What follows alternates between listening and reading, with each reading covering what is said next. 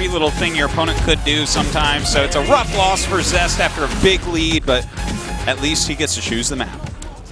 In the bottom right, he needs to win this game and the next. KT roster Zest.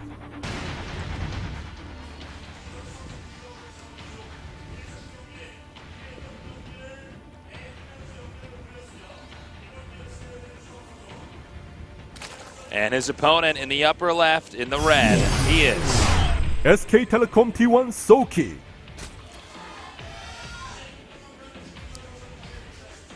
I gotta say, Soulkey had to have a huge sigh of relief after that last game.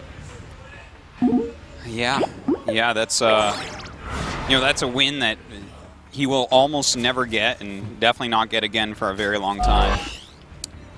I'm still surprised by Zest that last game, but I mean, it happens to the best of us. You miss one little thing. No matter how well you played in the game, sometimes there's a move that could get you that you just don't think of. You also have to think that, in fact, in a game like that, really the big goal there for Zest was to kill him with the rush. So once he was out of the rush, I thought he was handling it well by getting the void rays and everything, making more probes. Sure. But yeah, it seemed like that one little thing slipped his mind. Yeah, it's kind of funny. Like if you even have a pylon there, there's a much better chance you're going to hold. Rut-row. Yeah. That's out of vision. Indeed it is. He should know it's there, and in fact, he's going to check. Yeah. All right, well, don't forget, we saw a game that was kind of like this earlier. Yeah, and He's this gonna one, pile on this here. He's actually going to get the cannons up a lot quicker this time. Okay, so he doesn't make a pylon there. 2 cannons, by the way, being made. Yeah, it's how you really want to take down the hatch with a build like this. Well, that's going to make him safe and knock it down, but at least this game, as opposed to the other game that we saw this in, he's going to get his next step a little bit quicker. Okay, nice play there by Zest. Now, Zerg really just wants to expand to only one location. That's the top center now. So let's see. I don't think this probe is close enough to stop this. No. That will definitely get up. And this hatchery, is he going to let it finish? It's getting really low. Okay, yeah, he does cancel it. Of course, still that is very annoying to try to get rid of. And, well, we'll see that Nexus coming up. In the meantime, Soulkey going to grab a gas. Well, Zest gas, that is. I keep doing that. Every game like this is a little bit different from the other one. Yes, for I'm sure. talking about games where they plant the hatch with the expansion and games where they put the pylon here. Both these guys are going to have to use a lot of instinct here and just reading and trying to find the tempo themselves, because this is not one of these games where neither player was able to tamper with the other one. A lot of StarCraft II games, I think Terran Berserk is probably the best example of this out of every matchup. It's just that you take a little bit of damage, but it's like, you might lose a scouting worker or a Zergling or something. Yeah. But then the game normalizes. Here, the expansion timing's late. It means production gets a little bit off. Sometimes you lose structures, sometimes you don't early on, which makes this a trickier early game than pretty much the rest of StarCraft II. Yeah, that's well put. Have to agree with you there. Drones being transferred now. And we have to wait, of course. Said it once, I've said it a million times. After that Cybernetics core finishes, we can see the tech, and they can really put that on our tombstone, man. That's well, it's Guy's Cybernetics core is not done. After the first couple interesting little interactions happen. Stargate it is. Yes, indeed. Well, he does get to scout it. Will we see an Oracle? Will we see Phoenixes? That is, of course, the next question. Couple of very quick gases after it. I would have to say I think we'll be seeing Phoenixes here, Tasteless, and I think we'll see. I mean, it could be that same type of build that we saw before the cannon drop. It absolutely could be on this map. Think about it. And also, it could just be into regular Colossus type play as well. Now, hold up. You think it would actually be as viable on a map like this? Yeah. Yeah, if you look at the way it's shaped and the amount of room there is to fly around, you could do something like that here, definitely. There's some other builds it could be as well. I feel like if he did that build twice, I would just be surprised because I feel like if the Zerg is simply ready for it coming, and yeah. I mean he did do this build literally earlier today against the same player. Well, you know, so yeah. That's where the Phoenixes come in, though. You know, if the Phoenixes can actually clear out all the Overlords, it's pretty hard to actually see coming because there's so many macro Phoenix openings that you can do. But as of right now, he's added some additional gates, lined up pretty well with his Warp Gate finishing. So we might just see some Zealot pressure with this. Oh, this +1 will not be ready. Let's keep our eyes out for anything that's just a bit unorthodox because Zest's Protoss versus Zergs today have been so sneaky. He's pretty much won by just catching his opponent off guard. In fact, he almost won that last game in the same fashion, and probably could have won it had he not made that one error in judgment. Zerg, on the other hand, Soulkey is just massing up.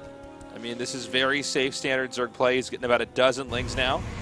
He wants to continue to check around the map for when the third is going to come up. Yep, definitely the case. You know, he's gone into the 4 gates. He's about to have the +1. The Robo just finished up here. I mean, he can just go take a third at this point to even get his Colossus tech ready. Yeah, it looks like it's just like a pretty standard macro-type opener, like a very old one that we don't see as much anymore, which means, of course, you know, when you don't see as much anymore for a long time, it sometimes rotates back in where it becomes a good build once again. Yeah, that's very true. About a dozen drones just hatched here. We have armor coming up now for Protoss, and he's going into that Colossus tech. Now, we do have the Spire starting up here. And the Infestation Pit, and he's getting 1/1 for Lings. So there's a few things that can be happening here. First off, how many Queens does he have? Because the Queen Zergling Corruptor timing that Zest was actually eliminated from in GSL by True himself, that's a possibility here against this build. Now, of course, because it's King Sejong Station, we're seeing these melee upgrades go. Definitely could be going for Swarm Hosts and the 4th base up on that high ground, but in fact, this is where he chooses to take his 4th. So that makes me lean towards it not, in fact, being... Like, I could definitely see him rushing up to Ultra here, even. That would actually be a lot of fun to see. I love that type of play. And, love it. You know, what's going to be cool about it here, too, is where Zest is finally showing us his proper Protoss play. Yeah. Well, this is tried and true right here. Yeah. And I got to say, I'm not too surprised Zest is finally using this style of play now, considering that he really is in a pretty dire situation. I mean, he's up against a GSL Codex champion and has to win this game and the next game. And most of the builds PvZ that Zest probably prepared do probably not have the same kind of power that his PvT prep builds had, since there were 2 Terrans in this group and just 1 Zerg. I mean, I might be completely wrong about that. I just figure he probably prepared more against Terran. It's definitely a possibility, but facing Soulkey first, I could definitely see him putting a lot of effort in because Soulkey is such a, he's a champion. Well, and here's what's funny about it, Artos, is he did, and he won those 2 games right away. Yeah. But I think at the same time he thought, okay, now all I have to do is really use those PvT builds I had ready. But Cure completely shut him down. Okay, we got the Mutas coming out now. Now notice the Phoenixes are still all the way back up there at the top center. Meanwhile, the Mutalisks are passing at the halfway point here on the map. I don't know if there's enough cannons here to defend along the worker line area. And look at this. He's going into infestors from this. He's getting passing glands, which tells us he should be staying on Mutas. The infestors can help grab the Phoenixes and really ruin his day. So really kind of a cool choice here by Soulkey. He's just going to go into macro Ling Muta Corruptor here. Yeah, the Phoenixes are now exiting down here through the left side of the map, southbound now. And for Zest, he just continues to turtle and power up. I mean, the cannon's actually well placed here. The structures to defend the 3rd base very nicely placed. Staying on powering off the Stargate Robotech with low numbers of gateways for now, although we see more being produced here and getting close to finishing. Well, 5 infestors on the way. This is a really preemptive time to go infestors. I actually really like it because it's obvious that someone that already has 5 Phoenixes in a Stargate is going to counter your mutas specifically by staying on Phoenixes rather than, you know, with the Colossus tech, sometimes you'll just see him try to hold on for a bit and then do a base trade. But this is, it's really smart because if he gets one fungal down, Zerg gets so far ahead if they kill all the Phoenixes one time. So with that second Stargate finishing here, you know, there's a lot of variance for Protoss as far as where they can tech throughout this whole game. This can be a game where he might win a battle, look at it and say, okay, it's going to be the Gateway Army, I got to make that. It might be a game where he says, okay, I have to only make out of the Stargates. It just depends. He's basically allowed to switch and you know, rotate his tech and his army composition very easily with all this. With the Robo, 2 Stargates, and also even align himself for the option of Tempest later. That's true. And you know what? I actually miscalled this completely. I thought that the Infestors were going to be to set up fungling Phoenixes, but instead, he's forcing Phoenixes with the mutas, getting Infestors because they go well with Ultraling and going for Ultraling, and nothing's less useful against that than Phoenixes are. So kind of an interesting situation that he's going with here, but we actually already had Zest start quite a few Void Rays. So it looks like this is going to turn into a giant macro game. I cannot foresee either of these guys killing each other anytime soon unless we have an uncharacteristic mistake. Oh my god.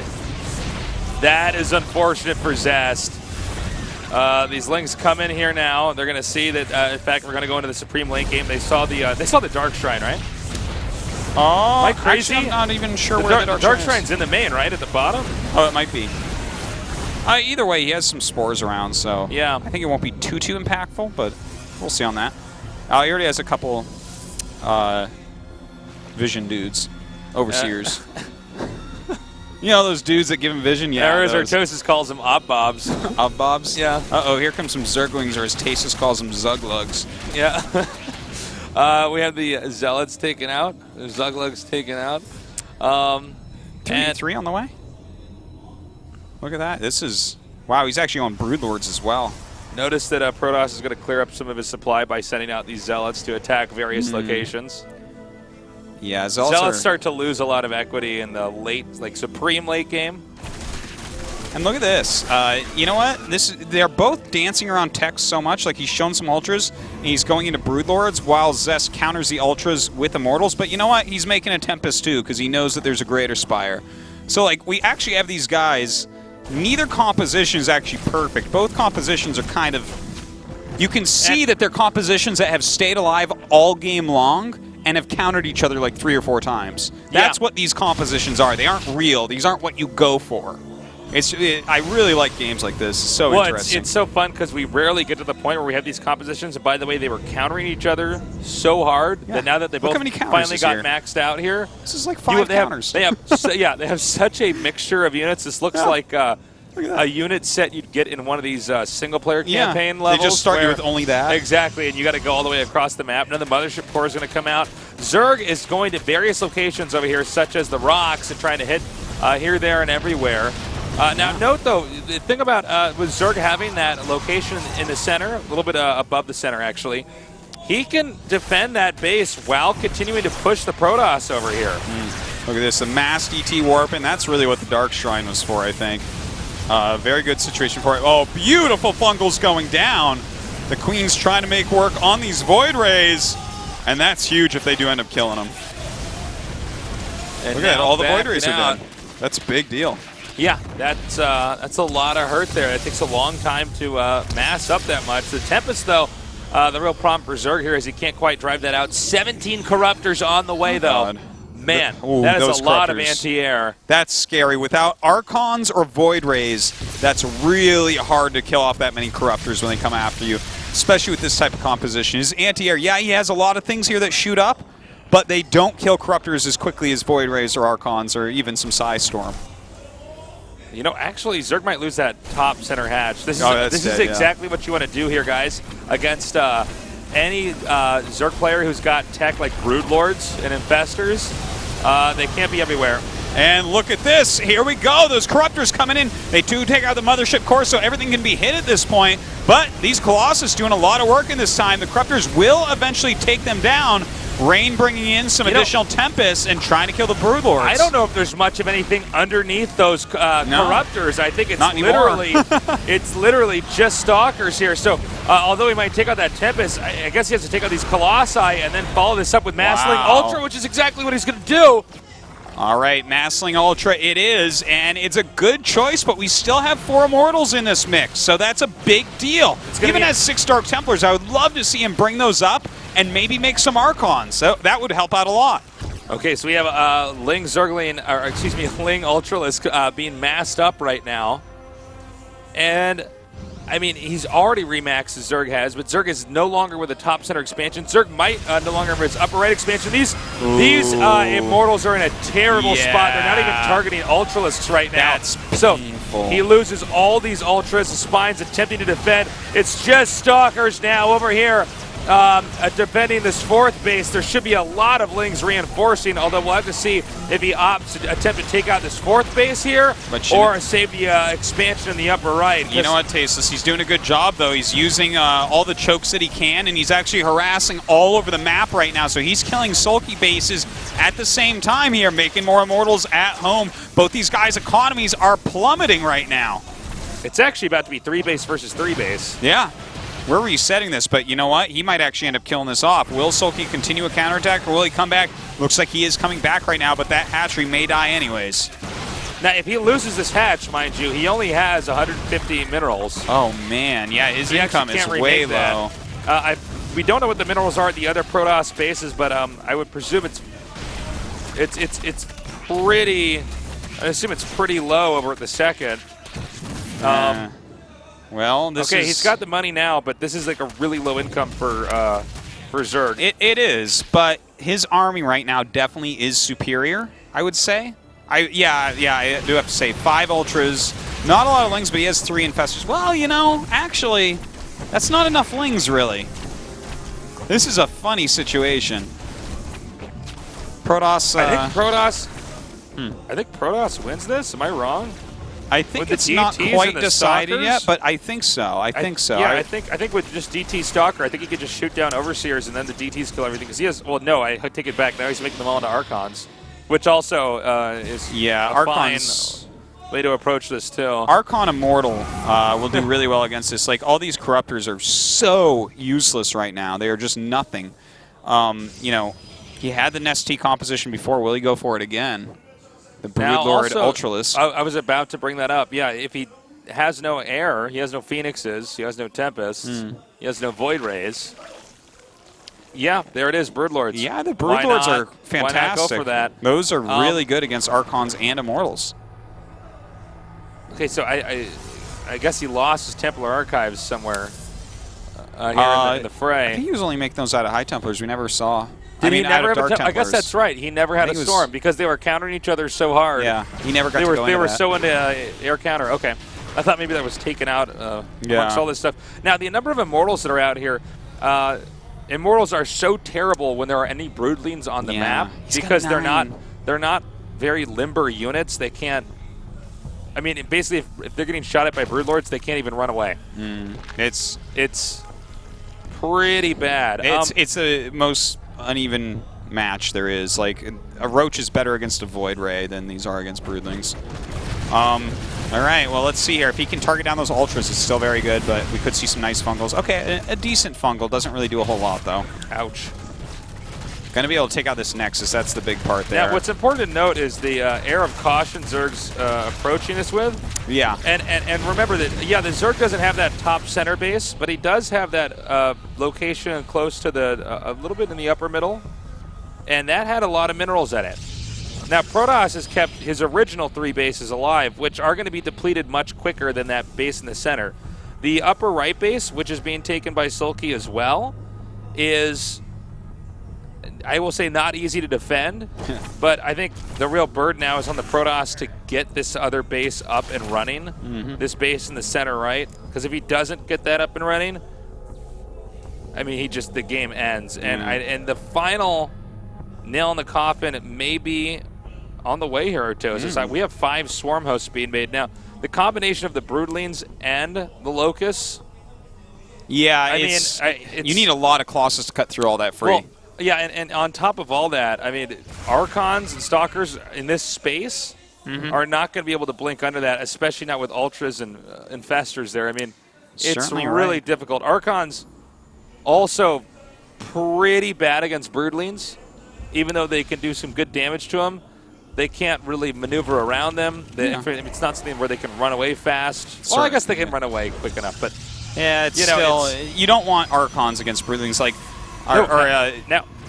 Any free units really. You want Colossus against that, and that's just like something that he can't afford to do at all right now. Now notice Zerg picks to attack this right when it finishes, so that Protoss is not going to keep any money. Yeah, this is really well played right now by Soulkey. There's a possibility that we see Zest not advance the round of 8. I know. It's all Kier's fault, too. Duh. Soulkey's like, well, I don't know. I did beat him, too. I'm like, no, it's all Kier's fault. That hatchet, or that Nexus is so low. Oh, we're going to get a tag on these Broodlords. Okay, this is one great way to turn around. You tag those, you can pick them off so easily with Tempest. He's going to target fire the Nexus. He is, but look at this. Moving forward right now. Looks like he's decided it is time. Storming all the free units, trying to push him back. His Tempest going after these Broodlords, and with this many Immortals, he should easily be able to fend off those Ultras. The supplies right now are getting frighteningly even here. He's on top of the Swarm Host, but they're about to respawn. He has no observer at the moment, and the Oracle is not in sightseeing mode. Uh-oh, Tasteless. All of these Swarm Hosts are going to stay alive. 2 Colossi come up, but too late. He needs a turn on the detection. Oh, no, yeah, I don't think he has He doesn't have it on. He doesn't have the energy because he used a tag. He still needs another 5 or 6 seconds. Look at this. A lot of splash damage actually hitting some of these guys. And here it comes. Oh my God. And he will break it. Wow. He's long distance mining right now, but yeah, I think he actually. Damn, dude, that was sick. This has been a really nice and very entertaining game. Man. GG. Wow. All right, we've had some pretty awesome games today. Pretty crazy games, man. Yeah, I have like several things to say here about Soulkey's play there, because I actually have a few things I thought were a bit questionable. Like, for instance, you know, when you're counter, that's worse for Zerg than other races generally. They really need to have a focused composition because many of their high-tech things like Ultras and Broodlords need very specific units with them to function correctly. You need, and for instance, we call it the Nest T composition years ago because Nest T would get so far ahead to go Broodlord Ultra, but that's a great way to let people come back because you don't have the mass amount of units that both of the comps need to actually work, both Ultras and Broodlords, and that was a bit of a problem. Also, attacking into Protoss with Ultras is almost always a mistake because of how big they are. They can't get in around buildings. Protoss has a gigantic defender's advantage against Ultras specifically. I think that's a really important point that you're highlighting there, is that he probably should have waited for the very, very, very last second. And there was a little bit of time left there. The Observer was picked off. I'm talking even earlier when he attacked up into the 4th base of Zest, like on that high ground. I feel like that was really wasteful from Soulkey. Okay, because I was thinking about that final battle where he tried to target in the Nexus. You know what I almost wonder? After he got the Nexus, even though he was going to lose the Broodlords no matter what, I wonder if he should have picked up with the Swarm House and ran. I think you're right. Like, get into a completely defensive spot. I think you're completely right. You know, this is a problem we've seen with Soulkey recently in his ZVPs. He tries to get everything. He tries to do everything. He needs to focus on a unit composition and